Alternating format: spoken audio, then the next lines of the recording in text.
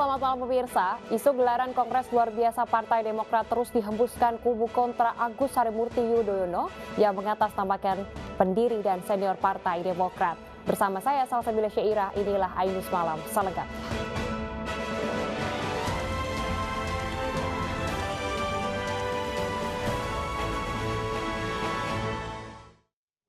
Pemirsa, di informasi pertama, sebuah pos polisi di Depok, Jawa Barat ambruk dan masuk ke sungai. Seorang polisi tertimbun di antara reruntuhan bangunan tersebut. Astagfirullah. Allahu Akbar. Astagfirullah. Seorang polisi terjebak dalam pos polisi yang ambruk ke sungai di Jati Jajar, Cimanggis, Depok, Jawa Barat. Warga pun bergotong royong mengevakuasi polisi yang terluka ringan ini.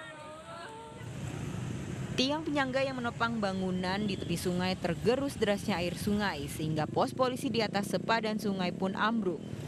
Warga mengatakan sempat terlihat luapan air di dekat tiang penyangga pospol. Diduga luapan air berasal dari pipa PDAM yang bocor.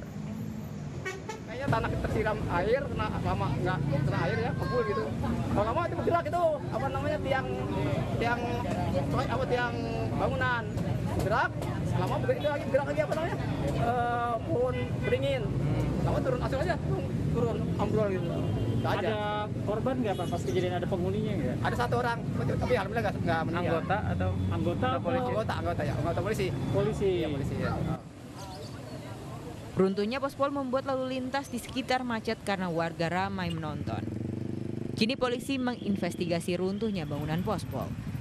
Dari Depok, Jawa Barat, Iyung Rizky, iNews melaporkan. Sebuah truk yang melintas di Jalan Karangasem, Bali tertimpa pohon. Akibatnya satu orang terluka dan satu orang lainnya tewas di lokasi kejadian.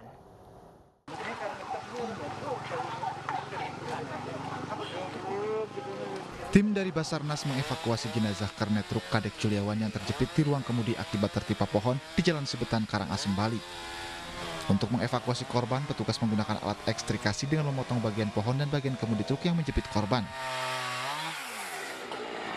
Tak hanya kernet yang menjadi korban, sebelumnya supir Iwayan Nuri Astawa telah dievakuasi terlebih dahulu ke RSUD Karangasem. Beruntung nyawanya masih bisa diselamatkan walau menderita luka di bagian kepala dan kaki. Kita berusaha dulu memotong kayu, kemudian kita dorong bersama-sama, akhirnya kita potong semua badan truk yang menjepit, akhirnya kita bisa berhasil evakuasi. Itu berapa korban, Pak? Korban 2, yang satu supirnya sudah bisa keluar, sudah di rumah sakit, kemudian yang satunya tadi kita langsung berhasil evakuasi karena terjepit. Kepala Posar Karangasem menjelaskan kejadian ini akibat cuaca ekstrim yang terjadi di kawasan Karangasem sehingga menumbangkan pohon dan mengenai truk yang melintas. Atas kejadian ini petugas mengimbau masyarakat agar selalu waspada khususnya saat beraktivitas di luar rumah. Dari Karangasem, Bali, Yunda Arista, iNews melaporkan. Banjir kembali menerjang Demak, Jawa Tengah. Sejumlah lansia penghuni panti sosial dievakuasi. Tak hanya merendam panti sosial, penyakit kulit pun diderita oleh penghuni panti.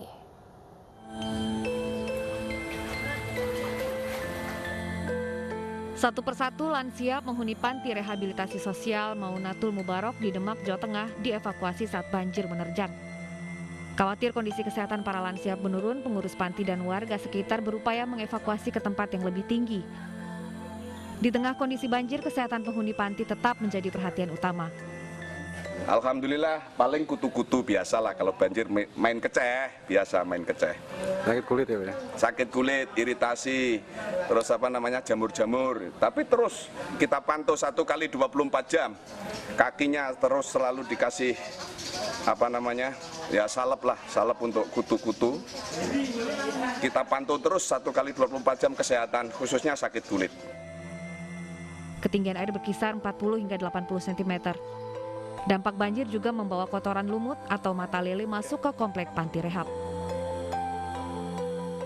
Dari Demak, Jawa Tengah, Sukma Wijaya, iNews melaporkan. Sementara itu pemirsa, seorang ibu dan bayinya terjebak banjir di perumahan Beting, Sukondo, Lumajang, Jawa Timur. Keduanya dievakuasi petugas BPBD dari banjir setinggi 2 meter.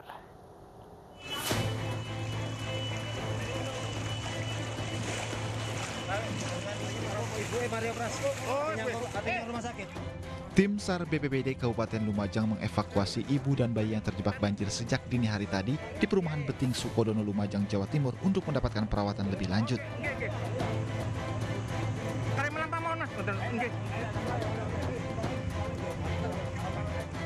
Hingga siang tadi, air masih merendam permukiman warga dengan ketinggian air mencapai 2 meter.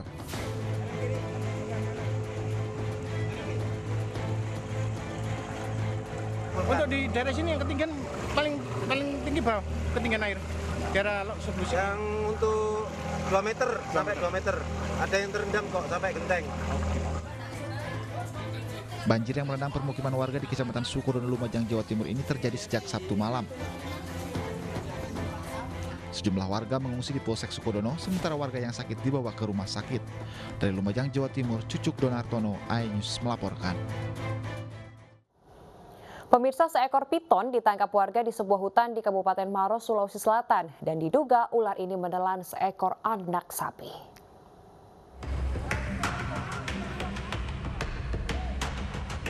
Ular piton raksasa ini tidak lagi berdaya usai memangsa anak sapi di Desa Baji Pamai, Kecamatan Cenrana, Kabupaten Maros, Sulawesi Selatan.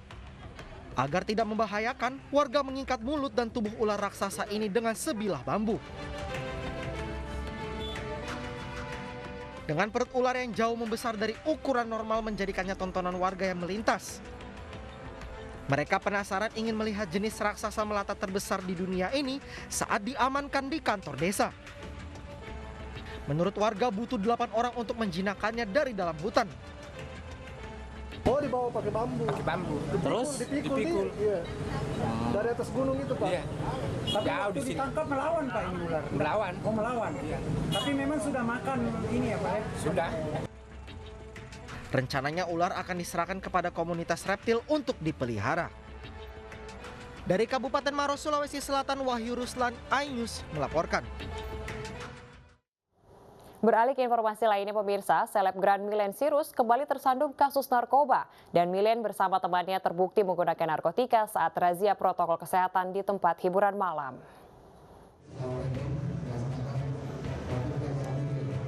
Millen Cyrus kembali berurusan dengan polisi.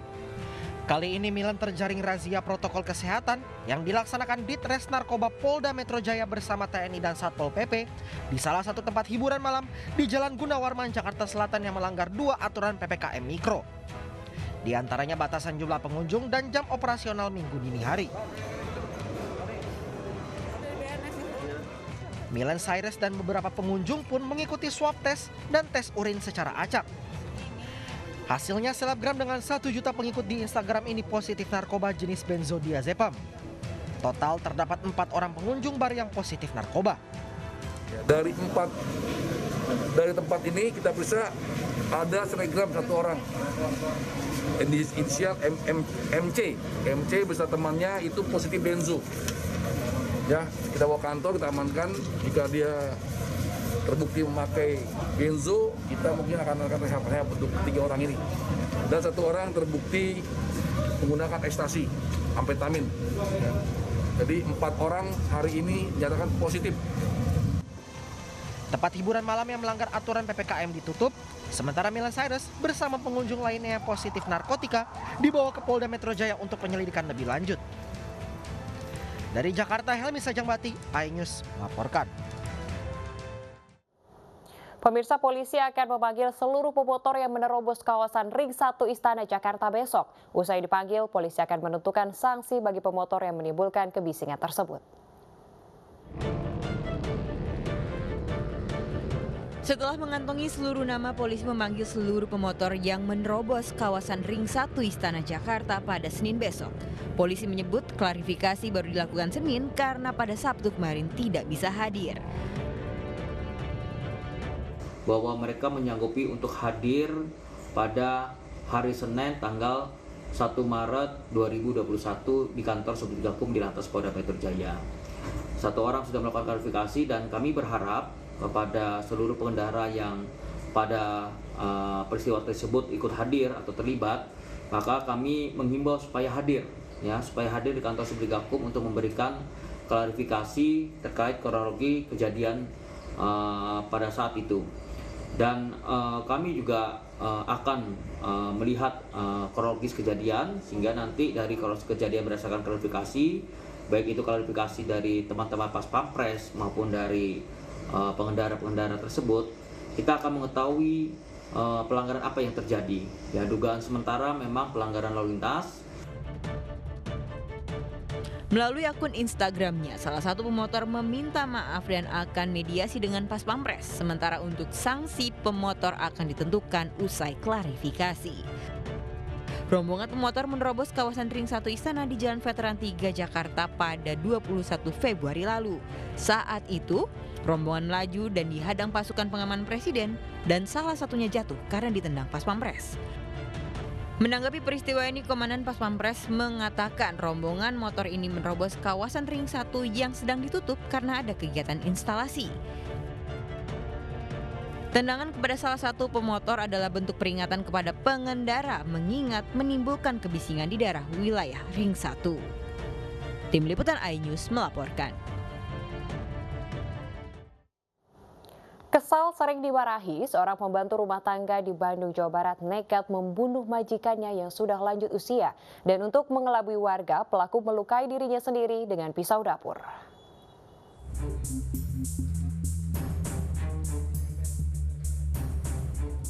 Kasus pembunuhan Dewi Romla, wanita 85 tahun warga Cijawura Girang, Kecamatan Buah Batu, Kota Bandung, Kamis 18 Februari lalu akhirnya terungkap.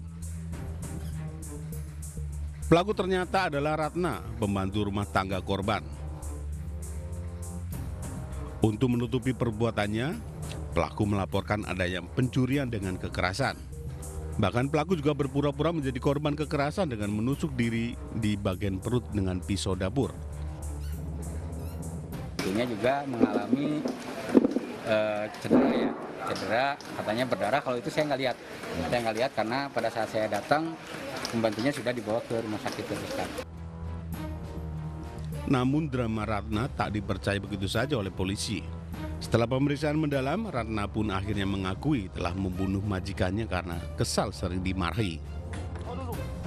Pemeriksaan dari olah TKP belum ada barang-barang yang hilang maupun dari keluarga korban dinyatakan ada barang yang hilang. Cuman dilapori awal dari pihak keluarga seolah-olah itu ada pencurian. Tapi sudah kita pengembangan dan hasilnya bahwa pelaku pun sudah mengakui bahwa dia yang melakukannya. Saya udah sabar, saya dipukul, saya pukul kembali kepalanya sampai 3 kali. Di kepala 3 kali, ya. Bagian depan, bagian belakang, bagian atas, sebelah mana? Atas. Pelaku kini masih dalam pemeriksaan lanjutan untuk mendalami unsur pembunuhan berencana. Dari Bandung, Jawa Barat, Muji Praitno, iNews melaporkan. Pemirsa, polisi masih memburu 2 pengedar uang palsu senilai 2,8 triliun rupiah yang masih buron. Sementara 10 orang telah dijadikan tersangka dan ditahan di Mapolresta Banyuwangi, Jawa Timur.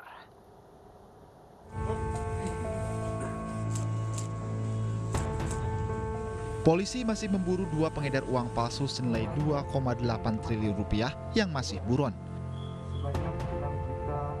Sementara itu, polisi terus memeriksa intensif 10 tersangka lain yang kini ditahan. Polisi juga menyita uang palsu dalam mata uang dolar Amerika Serikat, dolar Singapura, yuan Cina, ringgit Brunei, hingga pecahan rupiah. Di antara uang palsu ini juga terdapat cetakan uang lama. Polisi menduga cetakan uang lama untuk menipu kolektor. Para tersangka mengaku uang palsu ini rencananya akan diedarkan ke berbagai daerah di Pulau Jawa dan Bali. Di mana kegiatan ini adalah kegiatan yang simultan dan merupakan satu rangkaian sebuah kegiatan ini. Dan sementara pengembangan kepada DPO yang lainnya, 2 DPO yang di luar kota, ya, sementara kita kembangkan untuk mencari tahu siapa pembuat, ya, kemudian bendanya diambil dari mana, bahannya ini, sampai dengan di mana percetakannya. Nah, kita berusaha untuk mengungkap itu. Atas perbuatan para tersangka, mereka terancam hukuman maksimal 15 tahun penjara. Dari Banyuwangi, Jawa Timur, Eris Utomo, iNews melaporkan.